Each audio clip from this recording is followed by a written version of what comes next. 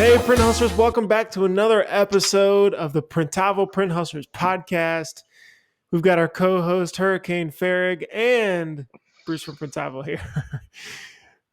Just us two today. We're just chatting about all kinds of different things as I've got just so many different notes, especially because for the listeners out there, we are constantly chatting either on Slack or via text about just always improving or figuring things out or sharing links or all this or that. But Steven is just asking what time you wake up because although you go to sleep at like 2 a.m., I feel like you'll be, hey, does this do this or have you seen this? And it'll be like 1:30 a.m.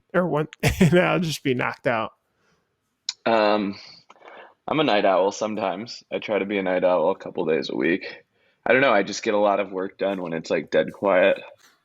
I think Um, that couldn't be more true than that. Literally, I mean, I feel like before or after business hours is when I can really start cranking. yeah, although when I do get up early, I have like my clearest work, right? So you think you only run at 50%, but at least you can chug at 50% after 6 or 7 o'clock. Yeah, it's not good. I mean, I feel the exact same way, which is why I was like, okay, if I can get 100% in half the time, roughly, like, why don't I just get up earlier, call it a night earlier, and then try to crank out more? I also think I get more distracted easier later at night. Like the cell phone is, binging more, and I don't know. Yeah, 100%. I I think you have your list like you go into work every day with a list of all the stuff you have to do.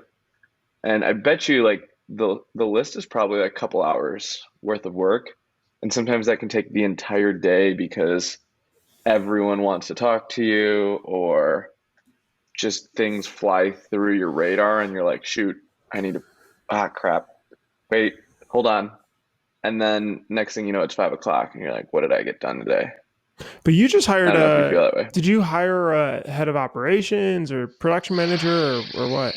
Yeah, yeah, we hired like a general manager of ops. And the goal is to get me out of production, um, just because there's just way too many things going on and we need to divide and conquer. And to be frank, like, how can I focus on growing the business and all that stuff if I'm, on the production floor every single day? Um, and so we hired someone actually from the food industry How'd you who knew meet him nothing or about. her? I've actually known Justin for like 4 or 5 years actually. Hmm. Ran a huge restaurant in our town, but just like a great people person, manager, understands processes, understands budgets. Like in the food industry, the budgets they work on and the profit margins are super slim. And in printing, it's a little bit different. And so we started the conversation, and it's probably a good month until we decided, this was gonna work for both of us. How Um, did you convince him to come work for you guys? Or was it Corona just late night text. No, I'm just kidding. I think some of it was Corona induced. I think the food industry is challenging when you're getting older and trying to have a family and stuff, and nights and weekends and all that. And I don't know. Both similar in age. Yeah, we have different talents and skills, and it wasn't as much of an employee as more of a partner. I think was is the best way to put it. Where I have like my full trust in that person to carry out what I've been working on, and what's now his official title? GM of operations for Got the it. for the company. How did Yeah. you interview him for that role? Because I don't did you ever have somebody in this role before? Is this the first time you've interviewed somebody to take this over? We tried to do it internally. And the lesson I learned there is just because you're the best printer doesn't mean you're the best manager, right? Try to take one of the best printers and turn him into a manager, and I think that was a mistake. because management and being the best screen printer are two completely different things, Yeah. right? Then try to like That's divide for and any, I feel like conquer. that's for any department too. I mean, you always think that's going to be the easy move, and then you quickly realize like unless they have management experience, people management, scheduling management, purchasing man, all that stuff, it's a completely different job. It really, but Um, it's also I think a role that people want to, like a lot of people think that that's the next step, right? So they're like, okay, I want to manage the team next. Where I mean, it's like you said, it's almost is the same exact thing as going into a different career. yeah, yeah. And in fact, now we're backing into it where Justin now gets to spend time learning about the printing industry and spending his off hours reading about it, watching YouTube videos about it, working with consultants about it, um, and still getting his hands dirty, but coming from a management standpoint, it's completely different because that is his focus is management. Right. Um, you know, and so I think the hardest part though is as we've learned to work together, I also have to let go too. Isn't that Um, hard? yeah, very hard. What are you? And Is that? Oh well, I guess that's where Hurricane Fairy came from, anyway. I think you made up Hurricane Fairy. I'm just, I don't know. I was talking to someone and it's like, what company do the owners have to be in every single day over everyone's back, micromanaging everyone? Like, if I were a printer, I wouldn't want that. Yeah. Like, ugh. And it's not that like, it's an energy thing as much as it is I don't know if someone wants another person over their back or oh the owners are here right now every single day. There's a sense of maybe caution or relaxedness that they can have knowing that they're fine, and maybe that's just the intensity that I bring. Probably it is. Um, I mean, I think but yeah, you, as a title and as a person, definitely bring that weight. I didn't oh realize that yeah, either for the team, and oh yeah, I would more recently jumped on a sales call, and it didn't. It went well, but I thought it would go better, and I think afterwards I was talking with the team and everything, and it was like normally that they are awesome, they're on it. So I think that there was an aspect of you being there, and I think honestly I also dominated it a little bit, probably too much, and like just jumping in, and there was a hard time differentiating who's owning it or who's doing what, who's pushing things forward. But yeah. So I've been literally not going into the shop a couple days a week, staying home, working from home, working on my own do you get the projects. jitters? Or you check the Um, cameras? n- no, I actually haven't. Um, and we were sitting down and chatting a couple of weeks ago, and I was like, "This is my way of purposely trying to like let go, and I trust you, and I don't want to be there all the time because I'm hiring you to do this as a partner to help me grow my business." So, and I think that was like, I think the other thing we both agreed on is this is a new relationship that we're going to have to actively work on.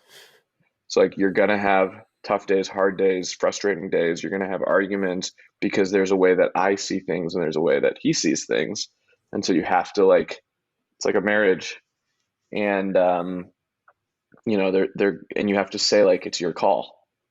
It's your call, and that's okay. And that's very hard to do as an owner of your baby, for sure, to just totally relinquish control and know that they're going to come back and impress you. Sure. Um, so it's been, but like that's the only way we can grow our business. What are the other alternatives? Yeah. No, I think you're spot on. I mean, when it really comes down to it, is like what does your hour add the most value in? I remember you talked about before, if you had $1 to invest, where would you invest it? Like what department or what person or area? And I guess it's the same thing with time, right? If you Yeah. that hour, where would you want to put it? How do you define success for them, right? I mean, it's easy to say I just need you to manage and just get orders out the door, but Are there any sort of measurements you took, or things that you said, here are my goals for you? Yeah, and so, obviously there's a learning curve, but we started looking at, what are some KPIs that we can measure easily the first couple weeks, and that could show us how we're doing. One of them was just mistakes. How often are we reprinting stuff? How often, what are the mistake counts for the week? And the second week was better than the first week, and the third week was better than the second week. And, every week, mistakes are going to happen, right? It's going to happen.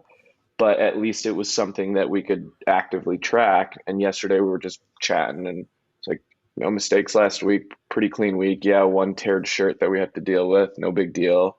But it was just this conscious, like, hey, we're tracking mistakes, and now we're actively getting better at them, right? Um, and then we're going to start, just looking at little things. And Justin was explaining to me, in the food industry, they have to track everything when it comes to waste, and how much their spend was on payroll, and how much they purchased, and because there's every day is a new day in a restaurant. Um, and if they make too much food, or if they're overstaffed that day, or something, you could lose a lot of money. Sure. And they don't have the bandwidth to do that every single day in the food industry. And Jed, my business partner, says, in printing, you can buy a shirt and mess it up a couple times and probably still make a buck on it at the end of the day, which is pretty bad to say. Uh, but we have a lot more gravy in our business, but that shouldn't mean that we're just frivolous with, or like we're just kind of tossing it around, right? Were there any, you started talking about metrics or things that he brought from the food industry? I mean, you're right. There are so many similarities. I mean, the people management, the shifts. Granted, there are set meals, but of course, everybody, hey, no pickles on this or whatever. Um, were there any other things that he brought over that was like, hey, do you do this? Or we should start doing that? Well, just yesterday we were doing lunch for the entire team, and he kindly asked everyone for their food allergies. I was like, wow, that's so thoughtful. He's like, it's part of the business. um, You've just been giving it. You I was guys like, are okay with peanuts or? he's like, any allergies? And I'm like, huh, like we just get pizza. Yeah, No, I'm just kidding. And maybe we'll have to get Justin on here at some point, to talk to us a little bit about it. that'd be But great. I just ask a ton of questions from their side, because I never really spent a ton of time in the food industry. And so, they have very tight, schedules, right? Like, they have very crazy nights. They're dealing with so many different guests. They're dealing with complaints. They're dealing with food allergies. They're dealing with a massive menu, right? Like, they're dealing with people calling in sick. They're dealing with different levels of talent. Um, and so, a t-shirt that needs to be customized to a person's specs, that needs to hit a deadline, is very, very similar. And if they're able to do it on such tight schedules in food, just the things that Justin can bring to us are completely, like, just things I've never thought of before. And he was just looking at, like, measuring our payroll and our shifts, and just having an eye on those things is pretty interesting. But we're only, I don't know, 8 weeks into it, Mhm. so every week we're getting better and better and better, which is pretty cool, and it's been fun. It's definitely been enjoyable, and now I get to kind of shed some wisdom on the printing side of things, and we'll hop on a FaceTime with Matt Marcotte from your team and talk about water-based stuff. Mhm. Or the guys from Multicraft will come in and talk about an ink mixing system. So it's pretty cool for him to then just start to absorb the printing nerdy side of everything too. Um, you know, because I think, like, bringing in a new employee is very, very difficult. I don't think there's any easy way to do it. But, Well, like, and there's even Bruce, huge investment. I mean, you say, like, especially for this role, like, you don't want, or your goal is to not want to think about it. So it's yeah, it's like that's the double or goal. triple the investment. Was there any specific things that he brought from his knowledge or asked you, and you were kind of stumped on, or said, "Hmm, Well, he asked me what we measured, and when I really didn't have a huge list, he was like, "Okay, we've got some work to do." Um, so like every day I'm learning something new. Every day, but I have to ask good questions, and I have to make sure I take the time to learn from him just as much as he's learning from me. And I think the hardest thing is I can't have all the answers, or I can't act like I have all the answers, because if I did, I should just be the one doing it. I'm not some master press operator. I'm not a master production specialist. No. And so I know with shop owners, we're all know-it-alls and we want to be know-it-alls, but how can we empower an employee to master their craft if we've got all the answers, Sure. right? And even Bruce, you called me on what, Tuesday, Monday, and said, "What am I supposed to? Oh What yeah. did you? I was like, what is What?" the what I was like, what is the most important thing you should be doing? Because I think sometimes, I feel like I'll get so spread thin at times where I'm like trying to push everything forward, like so, trying to do this little product thing or help with the marketing here or train this team a little bit better or improve our self service stuff. And it was a little bit confusing to think about, okay, what is the most important thing I should be focused on? And that's why I was curious to say, what do you think especially going to next year, because I want to create a really good plan in our roadmap. So, because I want our whole team to say, okay, next year is all about X, right? We are driving forward this couple metrics or whatever it is, and uh, we're in this new phase of the business where, at least personally, a lot of our departments can run by themselves, and so instead of like jackhammering on stuff and nailing this over there and and gluing that, it's like, okay, now can really start to get to that next level. What does that actually mean? So Right. yeah, Have it you was have you weird. s- have you sat down and like wrote out a plan for 2021, like a 10 pager? We're no, not I can't write very well at all. So if you guys read the blog post, that's Luke. Luke is amazing. I can do videos, but no, I'll start writing two sentences and then I'll get distracted and move on. But no, I'm writing out this Excel sheet actually, kind of like So you Traction didn't write esque. the book? You didn't write the book? Oh my gosh, that was probably the most I've written in years and years. But you wrote a lot of it. I wrote And Adam. three. Yeah, Adam Cook too. I think I wrote about three chapters. But again, these are short chapters. Check out, just search screen printing on Amazon. You'll see the Print Hustlers book that pop up. Um, quick plug there. No, but 2021, we started making this Excel sheet, and I've been going to each of the department leads and saying, what do you want to drive forward this year? This year's plan of 2020 kind of got all thrown off from what we had planned from for the previous year. But like, what are the metrics that you care about? What do you need from your team? And where do we want to be at? And I really started high level. I said, revenue is this, and this is where we think we can be at. And then how do we get there and what matter? Because I like team members, what does revenue matter to them? Like that doesn't have an effect on them.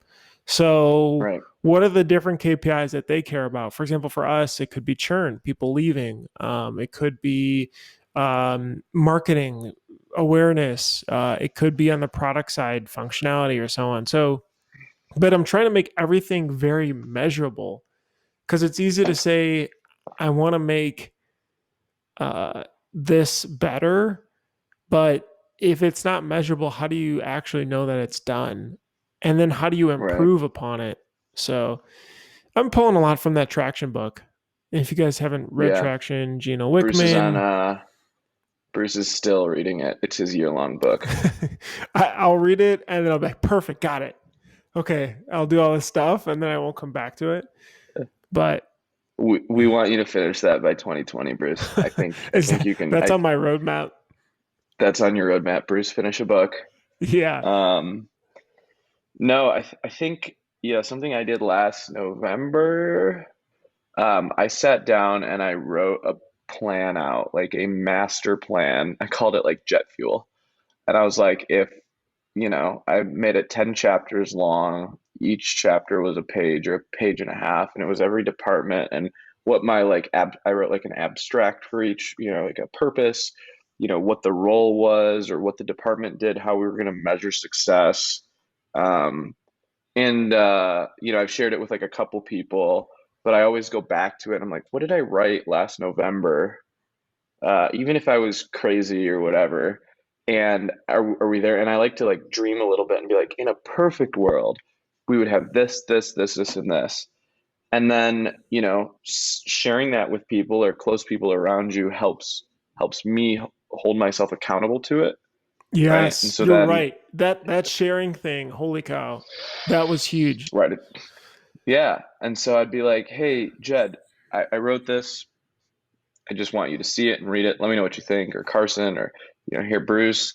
And the only reason I'm sharing it is not for critique; it's for accountability, so that maybe I can live up to Hmm. those goals. Um, but just like sitting down or spending some time, or like, and maybe it's almost where did we hear that at ThreadX, where it's not a retreat, it's a forward. But thinking critically about what you want your next year to look like, your ups and downs. I think in our industry too, um, if we find a vaccine and things start to work out, it's going to be crazy. People are going to be ordering shirts and merch and overcompensating, making up for it, and sports teams are going to come back.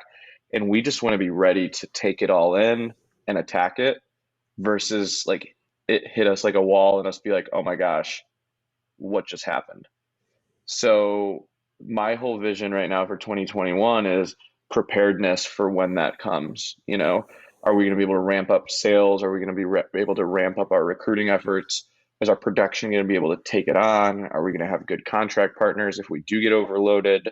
What's our QC going to look like? Obviously, profit is a big part of it too, right? But then the other flip side is what's going to happen if 2021 looks a lot like 2020, Yeah. right? You know, there's just a couple of things in there because number one is like I can't emphasize enough. The first time we created a roadmap, I think this is a year and a half ago or so. I this is first going through traction. I was like, okay, we got it. We got this roadmap. Shared it with the team, presented it, and then that was it. And then 2 months later, it's like, what happened to that roadmap? Or where's the North Star for this year? Where's everybody focused on? And I realized that we didn't hammer it back in. We didn't revisit it. And so Right. now, in our weekly calls, that's something that we bring up with everybody is where are we according to this metric? Okay, we're hitting those. Okay, awesome. What are issues that are preventing us from hitting it? Um, and going over that, which I find very helpful too. But yeah, and Yeah. I think you're spot on. Are there any examples, or have you started on your 2021 plan yet? No. We just started uh, yesterday. it'll be probably like through my Thanksgiving is kind of where I'm gonna look at it and see how the year shakes out. Again, you're kind of playing this, are we gonna be okay? Are we not gonna be okay? Are we gonna have events again? Are we not gonna have events again? I'm betting we don't. So I'm still in survival mode, or my mind's always thinking, let's just survive, survive, survive, Sure. and trudge onward. I think the one thing you brought up is like weekly meetings. We have some like weekly meetings now that we do not skip no matter what. Yeah. Like every Thursday morning, we have a sales call where we go over our sales stuff. Every Monday morning at 9 a.m., we have an all hands production call where it's sales and production on a Zoom call, going through problems, going through successes. And like those are in the calendar and we do not miss them. We do not miss them. And it forces me to be disciplined to prepare for them. And so one thing, I would recommend to anyone is to have concrete meetings in a calendar that you are held accountable to. Like you guys have a weekly, like what are the weekly calls you guys do, Bruce, that are like in stone? Every department will have, so sales has one, success has one, customer care has one, marketing has one, engineering I don't join every week. They actually do every day. They have 15 minutes in the morning every day, and every 2 weeks they have Like they do this look back where they say, how did things go well for this sprint? This is just like all the changes every 2 weeks the team deploys. But I don't join those. I join another one, which is like planning of the functionality we need for the next 2 weeks and just making sure it's fleshed Hmm. out. Uh, but the rest of them, holy cow! You know, I think before we were doing the weeklies, it was hard to get good accountability and make sure things were moving forward. Like Right. we would create tasks or we would say, hey, we need to improve XYZ. And then, you forget about it, right? Because you're handling a million other things. And then you come back to it in a month and we didn't move the needle, including me. So Right. those weeklies Right. have probably one of the best, if not even planning, just like the weekly of, hey, this is what we want to improve for next week. And creating these bite-sized improvements, and it keeps moving that wheel forward really consistently. Right. Something that I've started to do, just as the team is growing, I'll get a lot of questions. They're like, Steven, how do I do this? Or Steven, how do I do that? Or what should I do about this? And I know I could answer them right away, or I could do it for them right away. But as of recent, I've been asking the team, said, hey, put this on my calendar for tomorrow, block out 15 minutes, and we're going to go through it and focus. And it could be anything, fundraising reports. How do I get my artboards correct? I'm having trouble with this SEP, whatever it might be. And so it's like if I'm focused on it, there's time that the two of us can talk about it. The goal is that the next time they don't have to come asking for questions. And I think it was Andy on him and Dylan were talking about there were like some words of wisdom Mm-hmm. that he had given, and he said like there were three rules.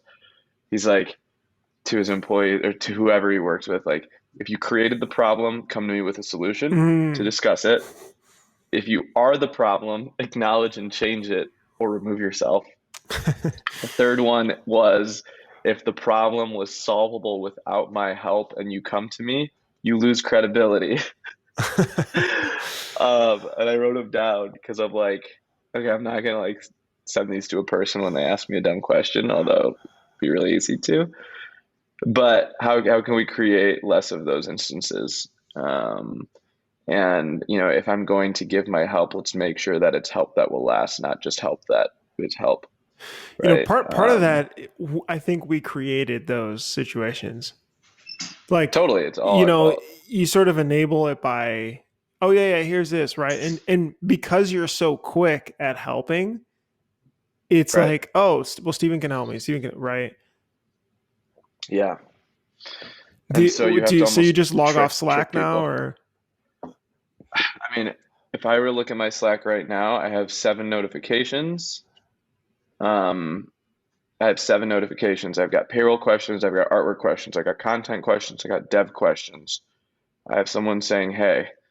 Um, I have, you know, uh, and so I just I can't get if I get to them all day or if I become an email warrior, I will get nothing done. true. That was another thing that You I know, realized too. I was such an inbox zero person. And yeah, now I see everything that comes in, but if it can wait or if I can forward it into customer care, I mean, they're just gonna do it faster anyway. Um, yeah.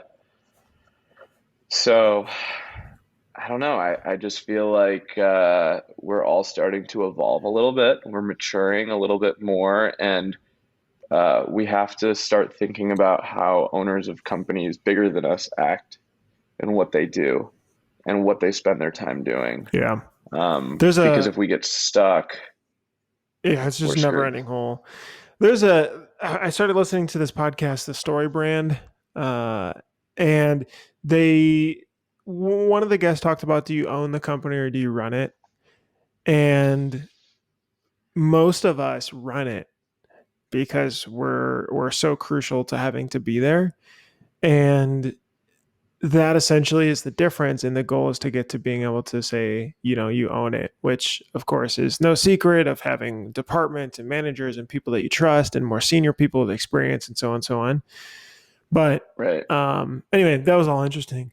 Shifting Yeah. gears, I need to we need to figure out team kind of gift giving or customer gift giving. Do you guys do that? We did the Printavo gifts for you. Thanks for the order. The bobbleheads. If you guys Oh, didn't know, that was fun. oh, That was fun. Steven ordered 500 bobbleheads of Bruce from Printavo. Not Bruce Ackerman. They Bruce from are. They Printavo. actually turned out to look pretty cool. We'll drop a link down below. But the the squeegees is sort of got like a Halloween esque feel, which I think is kind of cool too. Um, we went through like 5 or 6 iterations of your head. It was very tough because they actually molded out of clay, Bruce. I I have to saw find the that you sent me pictures. that picture. They literally take a knife and are.